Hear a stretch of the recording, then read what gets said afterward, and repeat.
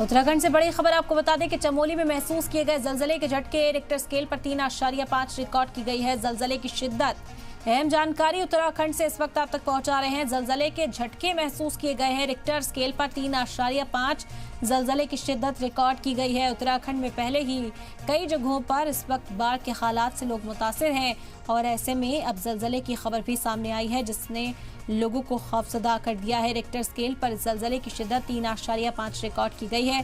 हालांकि कोई बड़ा नुकसान फिलहाल दर्ज नहीं किया गया है। उत्तराखंड से यह अहम जानकारी, चमोली में महसूस किए गए हैं जलजले के झटके रिक्टर स्केल पर। इसकी शिद्दत की बात की जाए तो 3.5 इसकी शिद्दत रिक्टर स्केल पर रिकॉर्ड की गई। उत्तराखंड से बड़ी खबर इस वक्त आप तक पहुंचा रहे हैं। जलजले के झटके महसूस किए गए हैं। उत्तराखंड में लगातार शदीद बारिश से कई लोग मुतासिर हैं।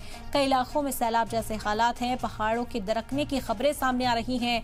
कई जगहों पर लैंडस्लाइड की वजह से जो मलबा है पहाड़ों का, वो पहले से ही सड़कों को बंद कर आमदोरफ्त को ठप किए हुए हैं और अब इस बीच जलजले के झटके महसूस किए गए।